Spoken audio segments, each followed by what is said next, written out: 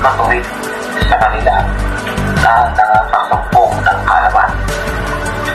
This is Kawikaan chapter 8 verse 7.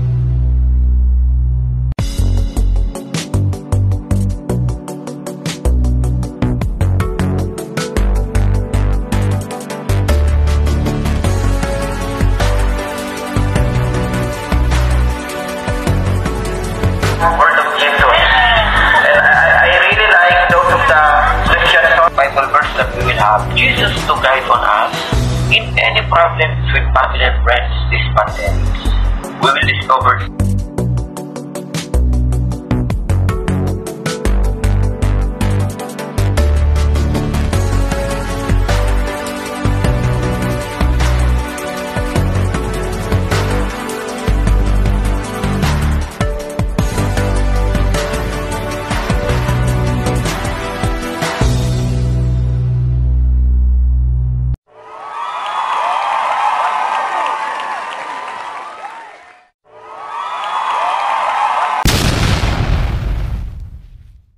Good afternoon to all of you, and this is your Denver Ninong Castro once again.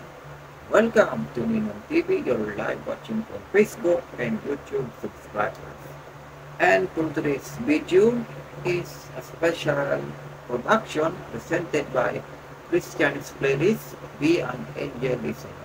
So, I created this video blog since 2021 or July, and it's been 2 years that we're making a gospel video blog to promote the word of God and Jesus, and to give you a worship songs, diba? And a Bible verse that we are going to study and we're going to read. So this Christian's Playlist is open to all religion. I am not requesting that you can bring any of your statue or any of your religious materials, but this program is open to all religion. Just watch this and bring your Bible, any Bibles that you have from your church. It can be Tagalog, it can be English, and then we follow our gospel, and you will discover that the word of God is really alive and always alive to save the people, right? So this is open to all religion who want to be blessed, who want to educate, right? Even on your phone, you are now having a special church day, diba? So welcome to Christian's Playlist. This is created by your Ninong, under by Ninong TV of Denver Castro from 2 years ago, and now simulcasting here on YouTube. And of course, about my video blog of Christian's Playlist is available also on Ninong TV, on my Denver Ninong Castro FB, and on the album Christian's Playlist. You can play anytime those of the worship songs that will be good for you, shout outs for family and friends. So today in our lesson, we will have here the one for Lord, all for Jesus. Learning our Lord's greatest gifts to all humanity to save us. So this is the main title of our program, One for Lord. So all of us is serving and praising to the one God. Our Creator, our Father in heaven is only one. So all of the people is serving one God. And all for Jesus, because Jesus is our way, so that we receive many Christians, many believers, and they are keep on spreading it around the nation and around the world to save the people. And because of Jesus, Christianity spread, diba? Kaya all for Jesus is having too much love, and it will be a good source that to know more about our God. Right? So Jesus is no way. And because of that, I will have here my family and friends who will give us a devotional lessons from Tito Michael, and also a pastor and a franchise owner of Dunamis Christian Fellowship, Tito Michael Mata, And we will also have and Brother Mike from Ayala. Church. And we will have here our very own and your ninongs trusted for through the years. The dating daan of Brother Eli and Brother Daniel. And of course, your ninong will give you here a special devotion lessons. And of course, the last but not the least, we will have here Mr. Serbong Salvador. He will give us a hugot boss or a quotation Bible verses that will be perfect on our everyday life. First of all, as part of our program, Christian's Playlist is giving you the worship song that will be perfect for you. We will have here Be Glorified, a cover song that I will present it to you in our Christian's Playlist.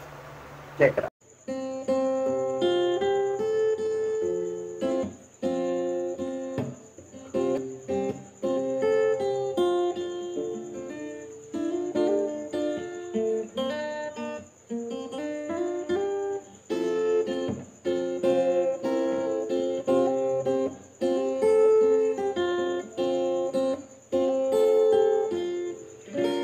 Every beat of my heart, every song that I sing, every prayer that I pray, every offering I bring, and every thought that I have, every word that I say, oh, be glorified.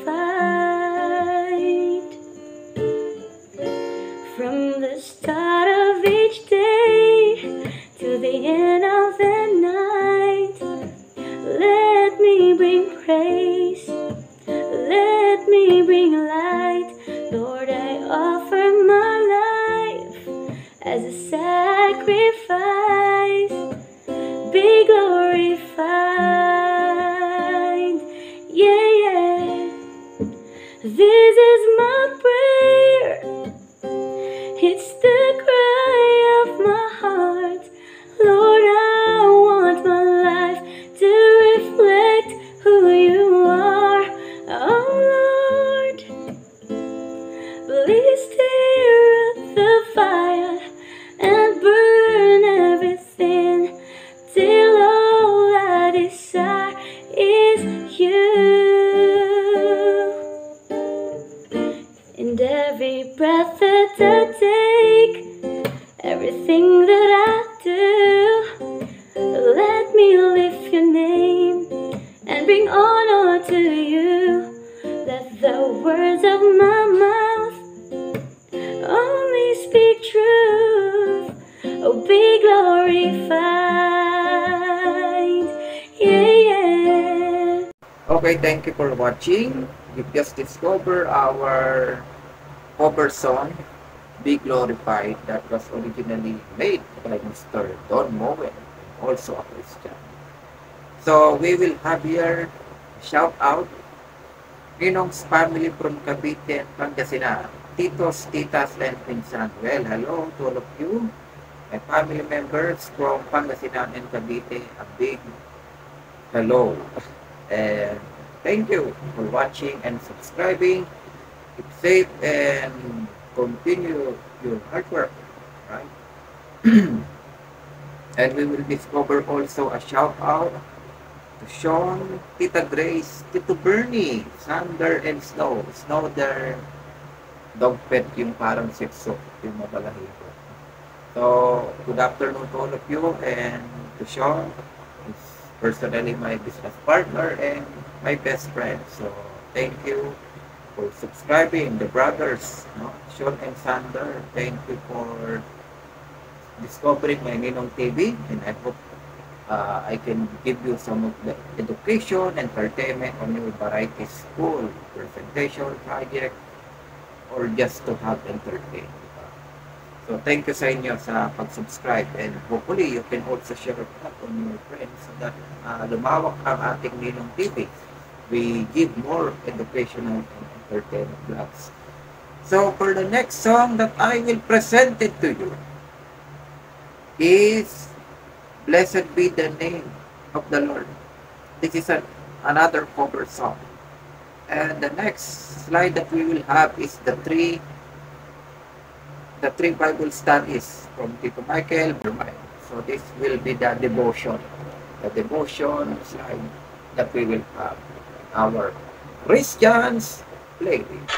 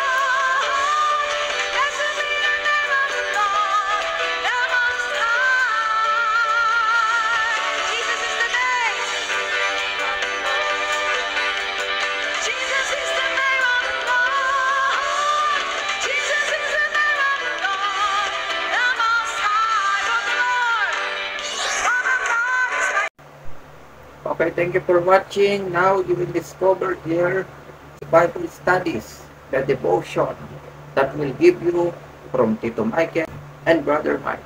So, variety lessons that they can give us is the lesson of learning the legacy of Jesus Christ and to give us a guidance for everyday life, the plans, the goals, for every day we work. So, what can be learned from this guidance that will be have to talk with the three special guests, Tito Michael, Brother Barnick, and Pastor Mike. So, they will give us the lesson here for discipline, for success, for discovering Jesus, and for everyday life. That what can we do for tomorrow, for today. So giving us a guidance and giving us the lesson for the greatest gifts to all humanity to save us. So one for Lord, all for Jesus. It's a part of our Christian playlist main title. And now I will give you the floor for that we will have for today, for our special devotion lesson. Check it out and be an angel listeners here at Christian's Place. Ano pong ibig sabihin niyan? Sa church history, persecution, imprisonments, mga leadership transitions in church history. At some point, they thought na yung gospel message para lang sa kanila, contraction. Akala nila, the gospel is just for them. Jerusalem, Judea, Samaria, Judea, hindi hanggang doon na lang. Contraction. When this happens, God causes things through His Holy Spirit for an expansion. Here's what I want us to realize. I really believe in my heart that we are right smack in the middle of contraction and expansion. Woo! Nasa gitna po. Right smack in the middle, nasa end. Contraction and expansion. 3 years of the pandemic, almost at the endemic. Somebody say amen. Amen. Somebody say aha. Sabi mo patapos na. Malapit na. Malapit na. Things are about to go crazy good. Somebody say amen. Amen. Somebody say thank you, Lord. Thank you, Somebody say Lord. it's time. time. It's time. Things are about to get crazy good. I don't know what it's going to look like, but I believe in my heart it's going to be crazy, amazingly good. My encouragement to you is this. I don't know about you, but I want to be a part of that. I want to be a part of what God is doing in my generation and in my time. I want to be a part of that group that God will use to make a difference, to make things happen. Nung college pa lang ako, boy, naririnig ko na while I was a student, sabi nila, 3 tao lang naman yan, 3 klaseng tao lang meron dito eh. Those who make things happen, those who see things happen, and those who say, what happened? Ano nangyari? Ano nangyari? As we try to land this message, what does it look like? What does I take hold of that for which Christ Jesus took hold of me? What does that look like? In other words, what's Paul's mentality when he says these statements? I'd like to borrow from a new book. I think this was just released a few weeks back from Kobe Bryant's biography. Disclaimer, I have not read it, but I just saw it in a Facebook post. The title kasi ng book is The Mamba Mentality. I have that. You have it? Pahiram. So I want to do a subtitle of this message, Paul's Mamba Mentality at hindi Chamba Mentality. Carry mo. First Mamba, hindi Chamba mentality is this godly discontent. Verse 12 and 13, not that I have already obtained all this, or have arrived at my goal, brothers and sisters, I do not consider myself yet to have taken hold of it. Paul, in other words, is saying, I have not arrived. I have not arrived. He understood that the moment he says, I have arrived, I've done this, I've been there, I've done that, the moment he says, tapos na ako dyan, na-reach ko na yung goal ko, the moment he says that, I believe Paul understood that when he says that, magpa-plateau siya, magsa-stagnate, and eventually, magdadigress. In whatever we do, in all the things that we do, work, family, ministry, health, never say that you have arrived. Godly discontent, I want to submit to you, say, it's not lust. Hindi siya greed, hindi siya swabang, but it's a godly dissatisfaction. It's almost like Oscar Schindler's, I could have got one more.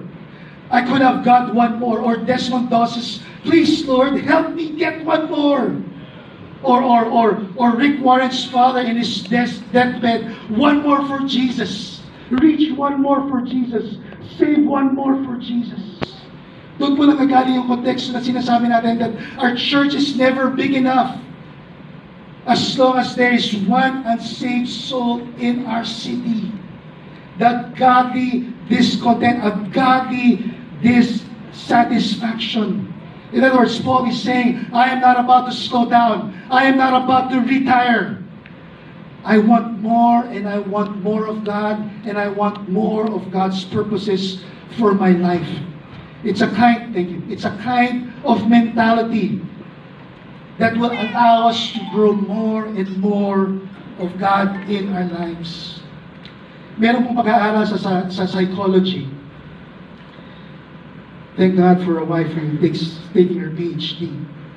Merong subject sa psychology na sinasabi that if you have a great idea, a kind of idea saying, uy, I want to start this ministry, I want to help people, I want to impact that will change the world, or a business na feeling mo, ikaw lang yung nakaisip na, uy, I want to do this business, I want to start this business, pag ginawa ko itong business na to, my life will change, mag-work to.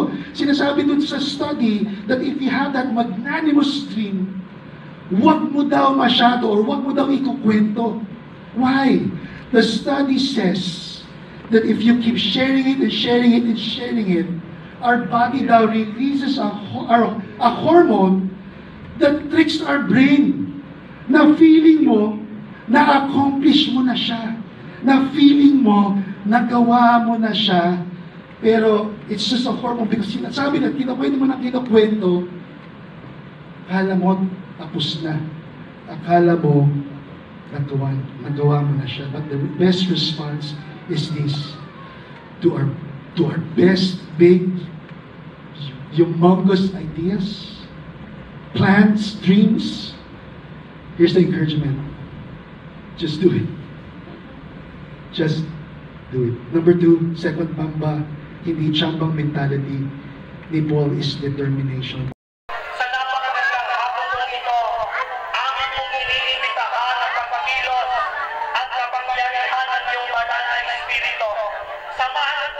Panginoon, sa bawat sulok ng lugar dito, sa bawat sulok ng hanggang sa lugar na ito, Father, we declare your power, we declare your anointing, we declare your healing, we declare your spirit of revival, we declare the fire of your glory, the fire of your Holy Spirit, we declare, Father God, hallelujah, samahan mo kami, Panginoon, samahan mo kami, Holy Spirit, nais po namin na mabibigyan ng mga sa papuri ang aming Panginoon.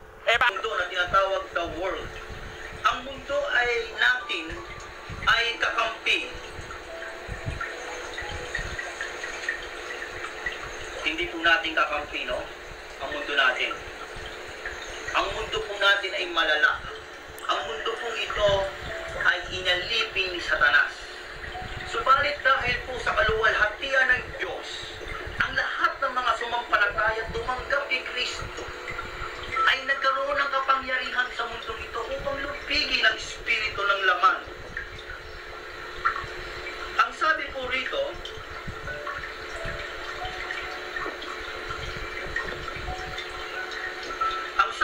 ni Pablo, ay ang sabi po ng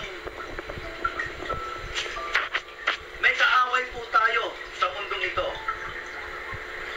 Letter E. Ang kaaway po natin ay the world. Sabihin po natin, the world. Ibig sabihin, kalaban po ng mananampalataya ang mundong ito. Sapagkat naalipin po ito ng kasalanan. Maging si Jesus, ang sabi niya, this world, you have a tribulation. Ang mundong ito ay merong tribulation. Ang mundong ito ay maraming. Okay, thank you for watching for that special guest. We have once again Tito Michael and Brother Mike. So thank you for sharing your gospel word, and people will discover the word of God and the word of Jesus, of course. Now your Ninong will also give some of my own devotion and guidance, discipline, and protecting our teenagers, especially in today's generation. The boys is really one of the connection there. Because based on our research, aminin man natin o hindi, diba? So, kindly check your cell phones, your Instagram, mas marami dyan, your Facebook, and your TikTok na rin, diba? So, marami po tayong mga kabataan ngayon na medyo naliligaw na ng landas. At hindi na nila alam ang ginagawa nila para lang kumita ng pera. Especially in the days of pandemic, mas laganap ito dahil homestaying ka lang, ay hindi ka makalabas ng bahay. You're trying to earn while you're in home to make this kind of illegal business. At dito na po natin malalaman ang mga modeling ay hindi maganda sa ating paningin. So, not all modeling is good, but not all modeling is bad. So, sa madaling salita, ito po kasi yung pagmomodel na ikaw ay nakabre. Hindi lisensyado ito. Lalo na kung kabataan, teenagers, yung ginagamit mo dito. Or, you're using them, or you're using yourself just to earn money. You will picture yourself na nakaganyan, pampapogi, no? Talagang malaking makakapang-akit sa ating mga mata, yung mga kanyan. But we did know, and the people especially, na ito po ay hindi maganda. Dahil nasa Bible po ang gabay. So, let's learn and let's discover now my own devotion. So, kung ang topic na Tito Michael, is something gospel to all humanity, ito naman sa akin is for the boys or for a teenager. Especially para maiwasan natin yung mga pedophile, yung mga human trafficking, di ba? Yung mga kabataan ginagamit sa mga porn, di ba? Gusto man nila o hindi, or gusto nila just to earn money para sa family nila, para sa school nila. So, hindi siya maganda. Based on our research, and I'm very happy, and special shout out na rin sa World Health Organization kasi isa po ako sa mga nag-chat sa inyo na iligtas natin ang mga kabataan na ginagamit sa mga sextortion or mga illegal modeling. Lalong-lalo na po yung mga pogi, yung mga may itsura ay ginagamit po sa mga parumal-dumal at kabastusan na trabaho. Now, the World Health Organization is making a way to fight these types of crimes. At sila po ay gumagawa na ng hakbang para po iligtas ang mga kabataan. Kasi kawawa naman, maski na big time ka, maski na pogi ka, o kung sino ka man, while you do that activity, di ba? Eh, syempre, nakakakonsensya rin naman. So, parang ibinebenta mo ang iyong kaluluwa para lang kumita ng pera. Eh, di ba? So, yung too much modeling talaga na parang hindi mo na kaya yung mga ganung bagay. Of course, the modeling naman, like you will only go to swim. Dapat yung mga shorts or yung damit mo is kaaya-aya or maros. So, bago pa natin pag-usapan ang lahat ng yan, we will discover that on our Bible. Get your Philippine Bible, ang Biblia. So, one of our lessons that what I've said a while ago is the modeling. So, ano nga ba yung modeling na dapat natin malaman na mabuti o hindi mabuti sa paningin ng ating Panginoon? So, we will discover here from Ezekiel chapter 13 verse 20 to 23. So, we will discover here. Kaya't ganito ang sabi ng Panginoong Diyos. Narito, ako'y laban sa inyong mga unan na inyong ipinananghahanap ng mga kaluluwa. Napaliparin sila at aking mga lalabnutin sa iyong mga kamay. At aking pawawalan ang mga kaluluwa sa makatuwid bagay, ang mga kaluluwa ng iyong hinahanap upang paliparin. Ang inyo namang mga lambong ay aking lalabnutin at ililigtas ko ang aking bayan sa inyong kamay at hindi na sila mga papasa inyong kamay ng mahanap. At inyong malalaman na ako ang Panginoon sapagkat sa pamamagitan ng kasinungalingan ay inyong pinighati ang puso ng matuwid na hindi ko pinalungkot at inyong pinalakas ang kamay ng masama upang huwag humiwalay sa kaniyang masamang lakad at maligtas na buhay.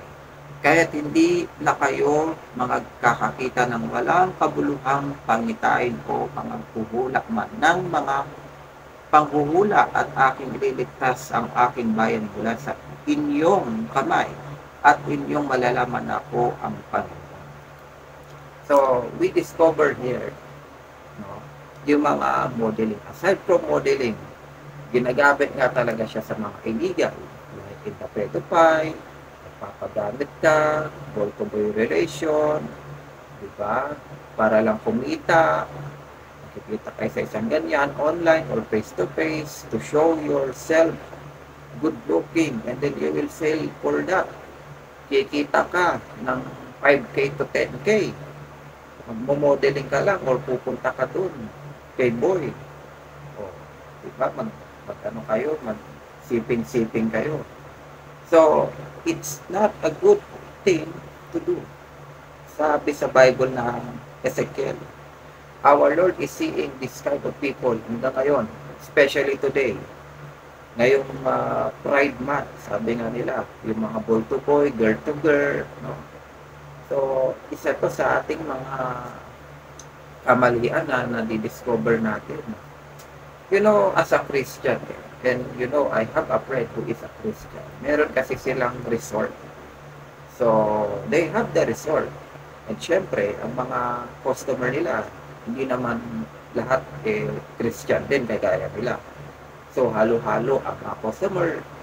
Like, they have a customer like Catholic, Buddhism, o kung ano ka man yan.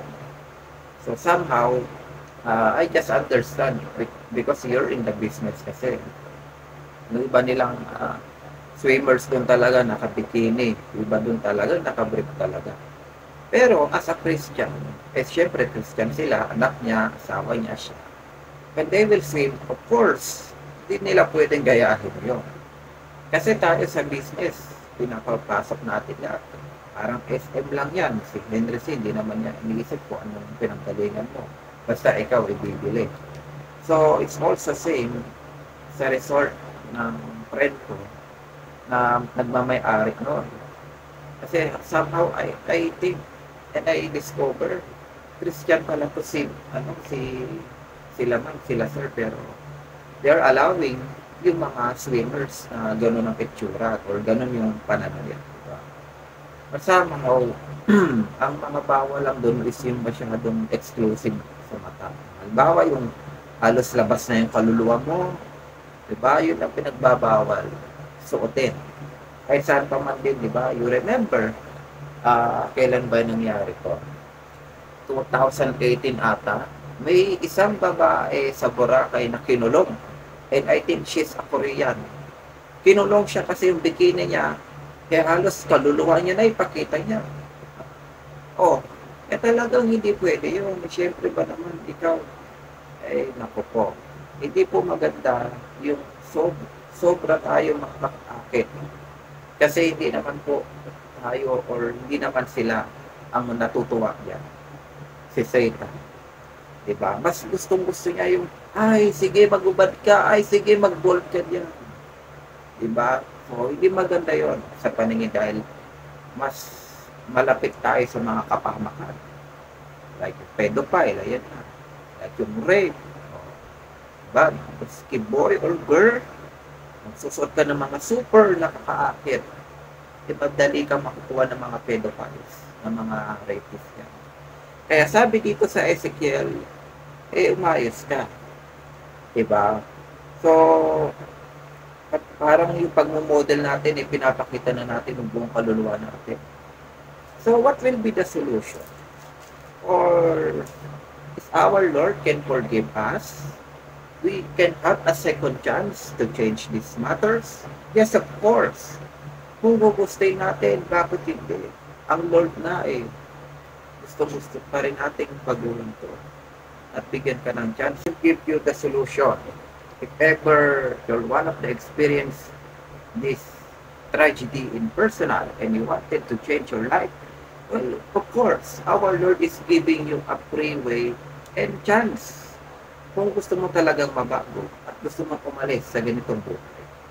From Ezekiel chapter 16, verse 16 rin. Sabi dito, at kinuha mo ang iyong mga suko at ginawa mo para sa iyo ang mga mataas na dako na kagayahan na may sari-saring kulay at nagpatutok sa kanila. Ang gayong mga bagay ay hindi na darating o mangyayari paman. Okay. So sabi ni Lord, hindi na mangyayari yung ginagawa mong ganitong klaseng modeling. Especially, as I have experience working in a real estate.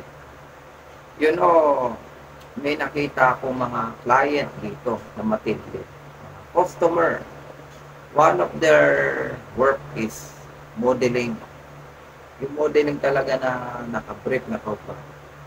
So they do that work not only to passion, pero to earn. At naawa ko sa kanila. Kasi yun yung nagiging puhunan nila para lang kumita. Ngayon, ang goal namin, sana makabenta kami. And then, they buy our, yung ating mga condo, houses, gano'n, property.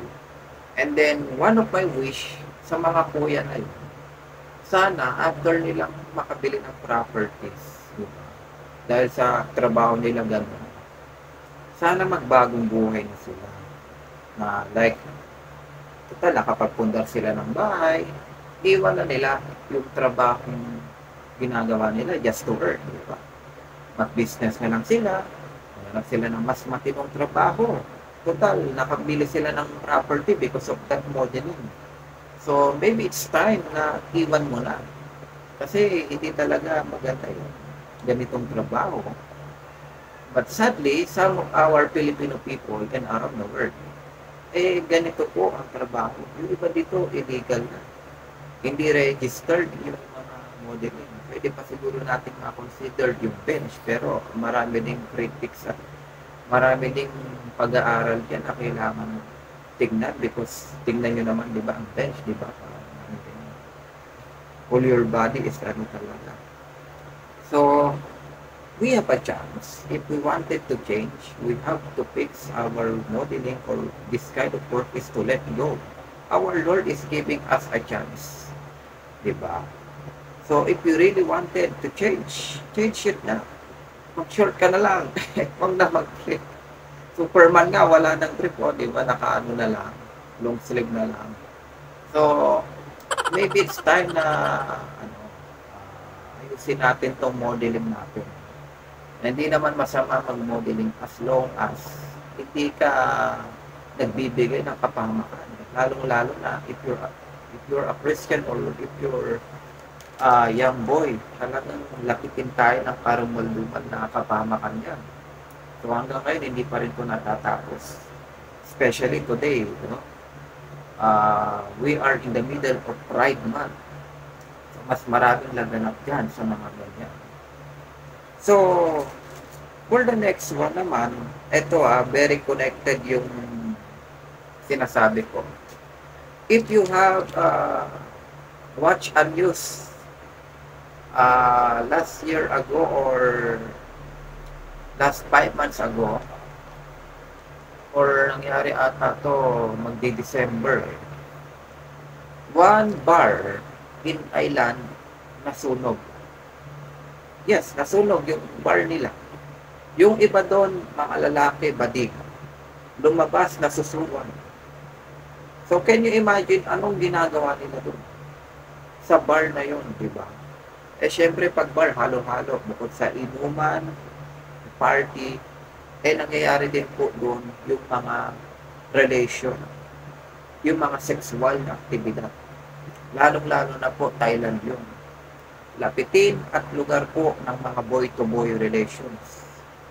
At sakto sa panahon na yun, isinaselebrate din nila yung Pride Month. Ano po nangyari? Nasunog po. Nagkaroon ng isang aksidente. Parang connected to sa Bible verse. Ng chapter 16 verse 41. Sabi dito, at susunugin nila ng apoy ang iyong mga bahay at maglalapat ng mga kahatulan sa iyo. Sa paningin ng maraming babae at aking patitigilin ka sa pagpapatutok at ikaw naman ay hindi na magbibigay pa ng upa. Sa gayoy aking papawiin ang aking kapusukan sa iyo at ang aking paninibugho ay hihiwalay sa iyo at ako'y matatahimik at hindi na magagalit pa. Sapagkat hindi mo naalala ang mga kaarawan ng iyong kabataan, kundi ako'y pinagpaiinit mo sa lahat ng mga bagay na ito. Kaya't narito akin naman para ratingin ang iyong lakad sa iyong ulo, sabi ng Panginoon Diyos. At hindi ka nagagawa ng kahalayang ito na higit kaysa lahat ng iyong mga kasiklam-siklam. So, can you think of that? Our Lord is giving us another chance. Diba? Kung nasunog man yung bahay mo, paupahan, bar, it's the discipline of the Lord in order to stop that idiot activity that you do to our nation. Diba? And to our people. Kasi po, kabataan ang pinag-uusapan dito. Kabataan ang pag-asa ng bayan pero tinatarantado mo. Kawawa naman po sila. At iyong bahay at ang iyong mga paupahan, bar, kung ano man yan. That is the discipline of the Lord. Now, if you wanted to change, yes, of course, may chance ka pa rin magbago. Especially the victims here.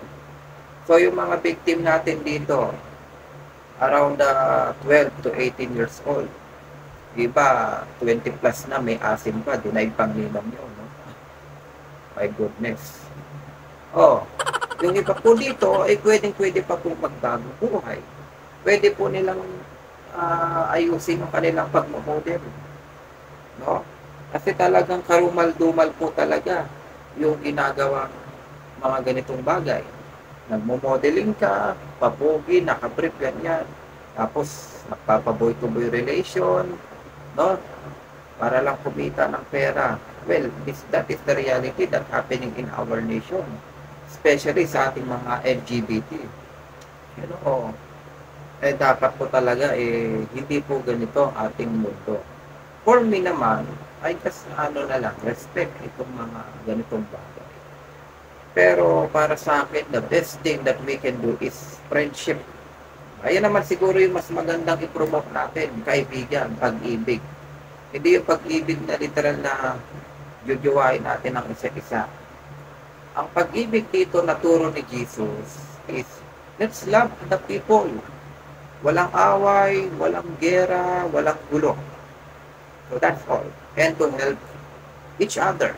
Diba? Especially yung ating mga kaaway. Mahalin natin ang ating mga kaaway. So, paano ba natin sila mamahalin? Like, let's pray for them. Pag nauhaw pa, inumin mo. Halimbawa, birthday mo. Kapitbahay mo, kaalitan mo. Bigyan mo na lang ng isang platong pansit, okay na yun. Diba? Pagmamahal yun sa ating kaaway at sa ating mga kapatid. Yan po yung utos ni Jesus. Diba? So, that will be the lesson, and pasensya na po, kanina napamura tuloy ako. You know, kasi this is guided by the Lord. So, kung tayo gagawa ng hindi karumal-dumal, hindi ka nais-nais yung mga karumal-dumal na yan, we are losing the faith of our people. Yung mga kabataan, lalo-lalo na kawawa naman po. So, iligtas natin ang ating sarili if we do the modeling, no? Model tayo sa mga swimming, sa mga other matters, ayusin natin yung sarili natin. Kung yung short ba natin ay masyadong maikli, medyo haba natin ang konti, yung dapat kung hanggang hanggang dito banda. No? So, yung basta yung post niya na hindi siya magiging kaakit-akit ng super. Kasi malapit tayo sa mga trahedya, sa mga pedophiles, sa mga rape. Diba? Kaya kawawa po ang ating bayan. Yung mga bata dito ay nagkakaroon ng mga extortion. They are chatting with the foreigners. They are chatting with their other source just to earn money. Sesend nila picture nilang labas yung ganito, ganyan, yung legs. Diba? So, just to earn. So, ito po yung pinagbabawal ng ating batas. At kasama yan sa ating mga Republic Act. No? Hindi lang po yan. Kasama natin ang gabay ng Lord sa ating mga utos. Okay, thank you. And hindi pa po tayo tapos, ha. Our next presentation that we will have, the devotion from Dating Daan, Brother Daniel, and of course, our Brother Eli. No? Talagang buhay na buhay pa rin si Brother Eli. And of course, Sir Bong, from their devotion, guidance, discipline, and to protect our nation. So, dito po natin madadiscover yan sa ating Christians playlist.